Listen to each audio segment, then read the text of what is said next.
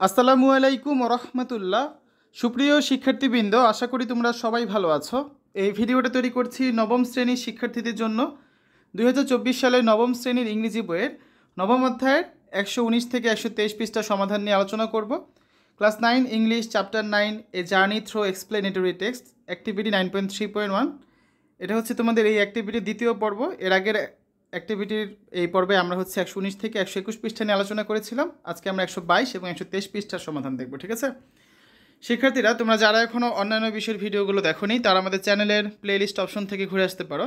সেখানে তোমরা নবম শ্রেণীর বাংলা, ইংরেজি, গণিত, বিজ্ঞান, ডিজিটাল প্রযুক্তি, ইতিহাস ও সামাজিক বিজ্ঞান, স্বাস্থ্য সুরক্ষা, জীবন ও জীবিকা, ইসলাম শিক্ষা এবং শিল্প ও সংস্কৃতি প্রত্যেকটা বিষয়ের জন্যই আলাদা আলাদা করে প্লেলিস্ট পেয়ে যাচ্ছ। এখান থেকে তোমাদের যার যে বিষয়ের ভিডিও দরকার খুব সহজেই তোমরা দেখে নিতে পারবে। Activity 9.3.1. Read the text individually and then read the note below it in groups or pairs to discuss about the elements to write an explanatory text.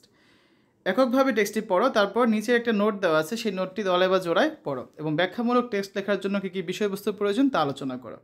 তো এখানে যে টেক্সটটা দেওয়া আছে, what does it mean to be a responsible student, একজন দায়িত্বশীল শিক্ষার্থী হওয়া বলতে কী বোঝায়। তো আমরা এটা নিয়ে হচ্ছে গত পর্বে আলোচনা করেছি। যারা দেখোনি তারা হচ্ছে প্লেলিস্ট থেকে দেখে নিতে পারবে। এগুলো আজকে আর বলবো না, এগুলো সব হচ্ছে আমরা বাংলায় অনুবাদ সহ তোমাদের কিন্তু গত পর্বে বুঝিয়ে দিয়েছিলাম, ঠিক আছে? প্রত্যেকটা লাইন বাই লাইন। যারা দেখোনি তারা প্লেলিস্ট থেকে দেখে নেবে ভিডিওটা। আমরা হচ্ছে এই পর্যন্ত গত পর্বে আলোচনা করেছি। এখান থেকে আজকে হচ্ছে আমরা দ্বিতীয় পর্ব শুরু করছি। প্রত্যেকটা লাইন হচ্ছে আমরা বাংলা অনুবাদ সহ তোমাদের বুঝিয়ে দেবো। দেখো এখানে যে নোটটা রয়েছে আমাদের, এক্সপ্লেনেটরি টেক্সট জেনারেলি গো বিয়ন্ড সিম্পল ডিসক্রিপশনস, অর্থাৎ ব্যাখ্যামূলক যে পাঠ্যাংশগুলো থাকে সাধারণত এগুলো সাধারণ বর্ণনাকে অতিক্রম করে যায়। Information about causes, motives and reasons are included here, ঘটনা, উদ্দেশ্য ও কারণসমূহের ইনফরমেশন মানে তথ্য এখানে অন্তর্ভুক্ত থাকে। Explanations and reports sometimes remain incomplete when students are asked to explain, কখনো কখনো ব্যাখ্যা এবং প্রতিবেদন শিক্ষার্থীদের যখন ব্যাখ্যা করতে বলা হয় তখন অসম্পূর্ণই থেকে যায়।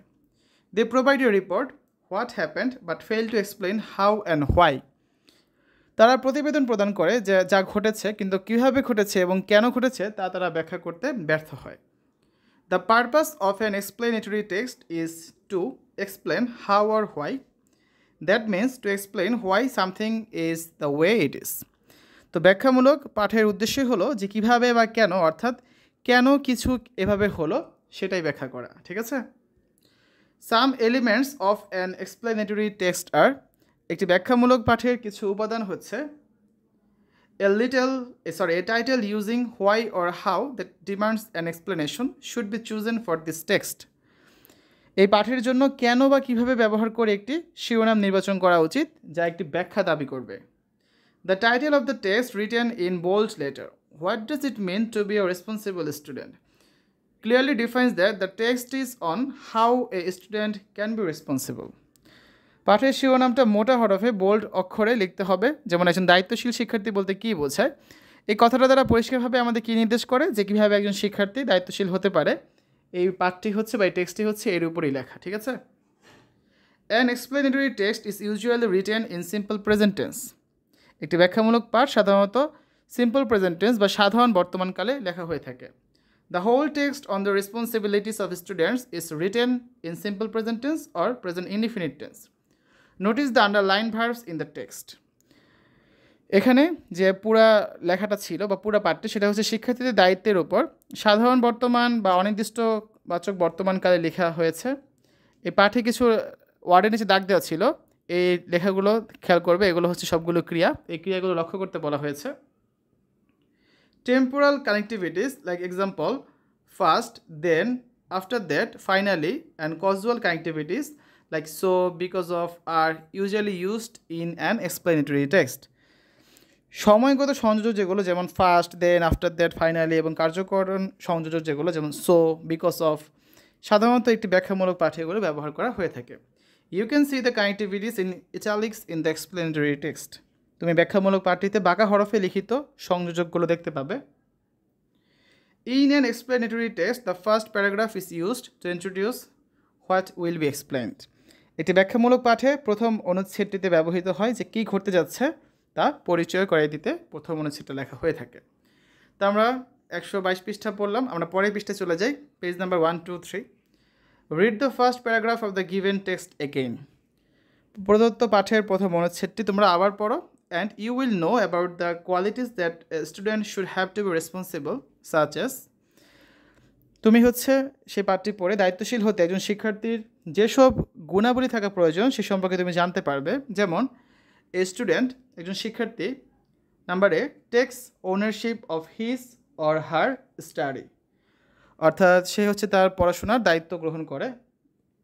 Number B, contributes to the learning environment, শিক্ষার পরিবেশে সে অবদান রাখে। Number C, prioritizes attending classes, ক্লাসে যোগদান করাকে অগ্রাধিকার দেয়। Shows openness towards constructive feedback, এটা হচ্ছে নাম্বার ডি, অর্থাৎ গঠনমূলক প্রতিক্রিয়ার প্রতি সে অকপটতা দেখায়।